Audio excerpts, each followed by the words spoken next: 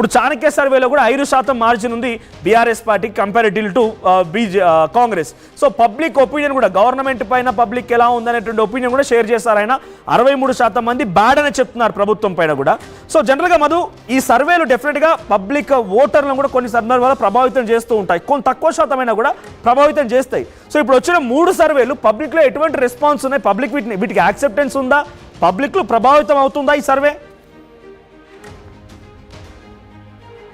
ఖచ్చితంగా, ఎందుకంటే ఈ రోజు చేసినటువంటి సర్వే ఫలితాలు ఈ రకంగా ఉంటే రేపు చేస్తే మరోలా ఉంటుంది. ఒక పర్సెంటేజ్ అటో ఇటో చేంజ్ అయ్యేటువంటి అవకాశం ఉంటుంది. ఎందుకంటే జనరల్గా మనుషులకు ఎట్లయితే మూడ్ స్వింగ్స్ ఉంటాయో అట్లనే ఓటర్స్ కూడా స్వింగ్ ఓటర్స్ ఉంటారు. అంటే ఒక్క అంశం వారిని ప్రభావితం చేస్తుంది, ఒక్క స్టేట్మెంట్ మారి ఆలోచన ధోరణి వారి వైఖరి మారిపోయేటువంటి సిచ్యువేషన్ ఉంటుంది, ఓటర్లు ప్రభావితం అయ్యేటువంటి పరిస్థితి ఉంటుంది. అంటే ఈ జూబ్లీహిల్స్ ఉప ఎన్నికకు సంబంధించినటువంటి అంశమే కాదు, రాష్ట్రంలో జరిగేటువంటి ఇంకా కొన్ని అంశాలు కూడా ఈ జూబ్లీహిల్స్ ఉప ఎన్నిక పైన ప్రభావం చూపేటువంటి అవకాశం ఉంటుంది. రిలేటెడ్గా ఉంటారు, ట్రావెల్ చేసేటువంటి వాళ్ళు ఉంటారు, ప్రమాదానికి గురయ్యేటువంటి వాళ్ళు ఉంటారు. ఎగ్జాంపుల్, ఇది చర్చ జరుగుతుంది, నిన్న చేవేలలో జరిగినటువంటి ఘటన కూడా జూబ్లీహిల్స్ పైన ప్రభావం చూపుతుంది అనేటువంటి చర్చ కొనసాగుతుంది. ఒక్కటే కాదు, మొత్తం అభివృద్ధి, స్థానికంగా ప్రచారము, పార్టీల బలాబలాలు, గతంలో చేసినటువంటి అభివృద్ధి, ఇప్పుడు ఇస్తున్నటువంటి హామీలు, ఇవన్నీ ప్రభావం చూపేటువంటి అవకాశం ఉంది. కాకపోతే ఇప్పటికి మొత్తం 3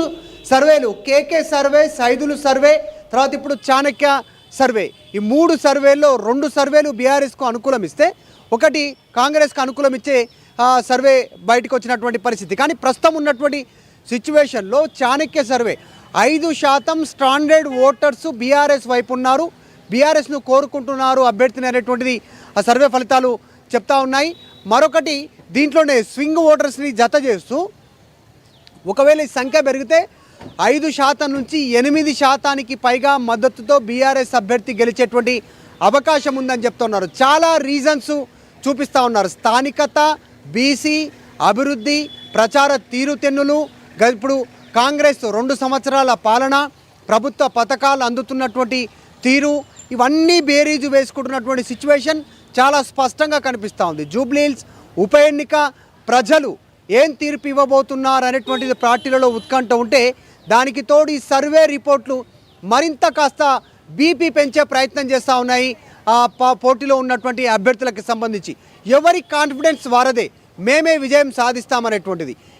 ఇవన్నీ అంశాల ఆధారంగానే రీసెంట్గా అజారుద్దీన్కి మంత్రి పదవి ఇస్తే ప్లస్ అవుతుంది అనేటువంటి ఆలోచనతో కాంగ్రెస్ ఇస్తే, చివరికి అజారుద్దీన్కి మంత్రి పదవి ఇవ్వడమే కాంగ్రెస్ పార్టీకి రాజకీయ నాయకుల యొక్క ప్రచారాలకు సంబంధించి ఎటువంటి ప్రభావం చూపిస్తున్నాయో మనం చూస్తూనే ఉన్నాం. దాని తాలూకా వచ్చేటువంటి రిజల్ట్సే ఈ సర్వేవి. సో సర్వే రిజల్ట్స్ వచ్చిన తర్వాత ఇప్పుడు మనం చూస్తున్నట్టుగా బీఆర్ఎస్ పార్టీకి ఎడ్జ్ ఉంది. సో సైదుల సర్వేలో కాంగ్రెస్కి ఎడ్జ్ ఇచ్చాడు ఆయన, అటు కేకే సర్వే వచ్చేసి బీఆర్ఎస్ పార్టీ వైపుగా మొగ్గు చూపింది.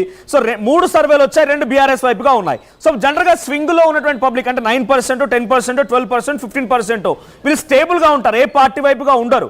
సో వీళ్ళ ప్రభావం అనేది ఎటువైపు ఉండే అవకాశం ఉంది, సర్వే రిజల్ట్స్ అనేది, సర్వేలు అనేది ఇంపాక్ట్ చూపిస్తున్నాయి పబ్లిక్లో. జనరల్గా ఈ 15%, 10% వాళ్ళంతా కూడా గెలిచే పార్టీ వైపు ఉండాలనుకుంటారు. సో ఇప్పుడు ఈ సర్వేలు వచ్చేటువంటి ఇంపాక్ట్ ఎలా ఉండబోతుంది పబ్లిక్లో?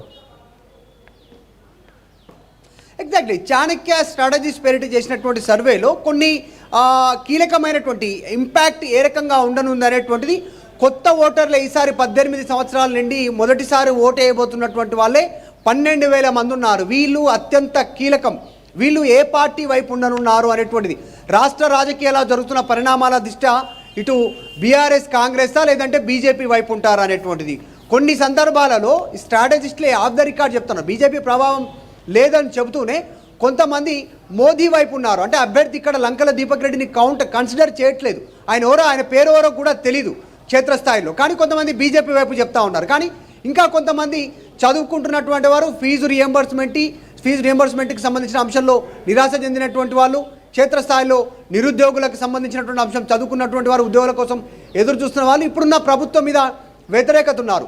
దాంట్లో ఇంకా కొంతమంది మధ్య వయస్కులు, అంటే 18 సంవత్సరాలు లాస్ట్ టైం ఓటేసినటువంటి వాళ్ళు, అంతకంటే ముందు ఓటేసినటువంటి వాళ్ళు, బీఆర్ఎస్ హయాంలో మాకు నష్టం జరిగింది, బీఆర్ఎస్ ఏం చేయలేదు, 10 సంవత్సరాలు అధికారంలో ఉండేటువంటి ఆ సెక్షన్ ఆఫ్ పీపుల్ సపరేట్గా, అంటే 20 నుంచి 29 సంవత్సరాల మధ్యలో ఉన్నటువంటి వాళ్ళు బీఆర్ఎస్కు ఎగనెస్ట్గా ఉన్నటువంటి సిచ్యువేషన్ కొనసాగుతుంది. తర్వాత 30 నుంచి 39 సంవత్సరాల మధ్యన ఉన్నటువంటి ఓటర్లు ఎవరైతే ఉన్నారో గతంలో ప్రభుత్వ పథకాలు అందుకున్నారు, ఈ ప్రభుత్వంలో పథకాలు అందలేదు. గతంలో ఇందిరమ్మ ఇల్లు డబుల్ బెడ్రూమ్ వస్తాయి అనుకుంటే రాలేదు, ఈ సమయంలో ఇందిరమ్మ ఇల్లు అనుకుంటే అది సాధ్యం కాలేదు.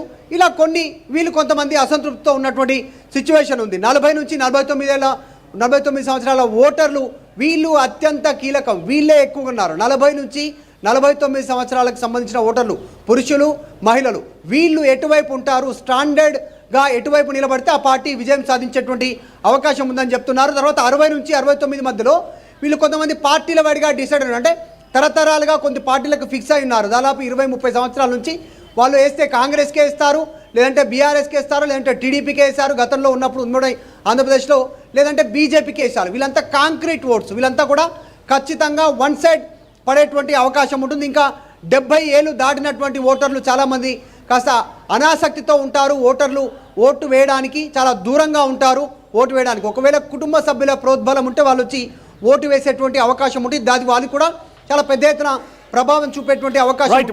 ఇప్పుడు మూడు రాజకీయ పార్టీల విషయానికి వస్తే కూడా మీరు ఇందాక అంటున్నట్టుగా బీజేపీ మోడీ లంకల దీపారెడ్డి కంటే కూడా మోడీ వైపు నిలబడ్డ వాళ్ళే ఎక్కువగా బీజేపీ వైపు ఉన్నారు. ఇటు కాంగ్రెస్ పార్టీ పదే రాజకీయ నాయకుల ప్రసంగాలు చూసినా ముఖ్యమంత్రి రేవంత్ రెడ్డి లేకపోతే మంత్రులు ఎవరైతే క్షేత్రస్థాయిలో పర్యటిస్తున్నారో వాళ్ళ ప్రసంగాలు లేకపోతే వాళ్ళ యొక్క ప్రచార తీరుతలను చూసినా కూడా జూబ్లీ హిల్స్ నియోజకవర్గంలో మా పథకాలు తీసుకుంటున్నటువంటి వారి సంఖ్య 1,00,000కు పైగా ఉంది, వాళ్ళంతా మాకు ఓటేయబోతున్నారు. ఇది కాంగ్రెస్ పార్టీ చెప్తున్నమాట. సో 2 సార్లు గెలిచాము, 3వసారి గెలిచాము, హ్యాట్రిక్ సాధించాం కాబట్టి మేము ఈసారి డెఫినెట్గా మళ్ళీ గెలవబోతున్నాము. మా ప్రభుత్వం లేకపోయినా జూబ్లీ హిల్స్లో మేము ఉంటేనే బాగుంటుందనే భావనలో ప్రజలు ఉన్నారనేది బీఆర్ఎస్ చెప్తున్నమాట. సో ఒకవేళ మనం కాంగ్రెస్ పార్టీ వర్షన్ తీసుకుంటే పథకాలు తీసుకున్న వారు కూడా ఇప్పుడు ఓటేసే పరిస్థితి అంటారా ఈ సర్వేలు చూస్తూ ఉంటే? Exactly situation different. 2,500 మహిళలకు ఇస్తామన్నటువంటిది, తర్వాత 4,000 రూపాయల పెన్షన్ చాలా పెద్ద ఇంపాక్ట్ ప్రస్తుతం నగరంలో కనిపిస్తూ ఉంది. ఎందుకంటే నగరంలో అద్దె ఇళ్లలో ఉంటున్నారు, వాళ్ళంతా కూడా చిన్న ఉద్యోగాలపైన ఆధారపడి ఉన్నారు, పిల్లల్ని ప్రైవేట్ స్కూల్లో చదివిస్తున్నారు. సో తీవ్రమైనటువంటి భారం ఉంది. ఇంట్లో వృద్ధులున్నారు, మహిళలు ఉన్నారు. సో మహిళలు బయటికి వెళ్ళి ఉద్యోగం చేసే పరిస్థితి కొంతమందికి లేదు. హైదరాబాద్ ముఖ్యంగా బస్తీల్లో నివసించేటువంటి వాళ్ళు జూబ్లీ హిల్స్ నియోజకవర్గంలో పెద్ద స్థాయిలో మెజారిటీ శాతం అంతా దాదాపు 80% బస్తీల్లోనే ఇలాంటి వాడల్లోనే నివసిస్తూ ఉన్నారు. ఆ మహిళలు ఎక్స్పెక్టేషన్ ఎక్కువగా ఉంది. 2,500 వస్తే వారికి కొంచెం ఆర్థికంగా మద్దతు, 4,000 వస్తే ఇంట్లో ఉన్నటువంటి వృద్ధులకు మద్దతు, కాస్త ఖర్చు తగ్గేటువంటి సిచ్యువేషన్ ఉంటుందనేటువంటిది. ఎందుకంటే రెంట్ కట్టుకోవాలి, కరెంటు బిల్లు కట్టుకోవాలి, పిల్లలు స్కూల్ ఫీజులు, ట్రావెల్, తర్వాత ఇంటి సరుకుల కోసం తిండి, ఇంకేదైనా అనారోగ్యం పాలైతే ఆసుపత్రి చుట్టూ పోయేటువంటి పరిస్థితులు, ఇవన్నిటినీ బేరీజ్ వేసుకుంటున్నాం. అంటే కాంగ్రెస్ ఇచ్చేటువంటి 200 యూనిట్లు అంటున్నారు కానీ అందరికీ చేరట్లేదు. కరెంటు 200 యూనిట్లు, 500 సిలిండర్ అంటున్నారు, అందరికీ రాలేదు. రేషన్ అంటున్నారు, రేషన్ కార్డులు అందరికీ రానటువంటి సిచ్యువేషన్. సో ఈ ప్రభావం ఖచ్చితంగా చూపే అవకాశం ఉంది. దానికి తోడు ప్రతిపక్షాలు చేస్తున్నటువంటి ప్రచారం బాకీ కార్డుల పేరిట చేస్తూ ఉన్నటువంటి. సో వీటన్నిటిని పరిగణలోకి తీసుకున్న తర్వాతనే సర్వే చేస్తూ ఉన్నటువంటి పరిస్థితి. ఏజ్ గ్రూప్ వారీగా ఈ సర్వే చేస్తూ ఉన్నారు.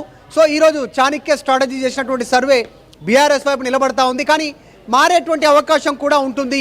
మనోజ్, చివరాఖరికి ఎన్నికల 2 రోజుల ముందు 48 గంటల ముందు కూడా ఓటర్ థాట్ మారే అవకాశం ఉంటుంది.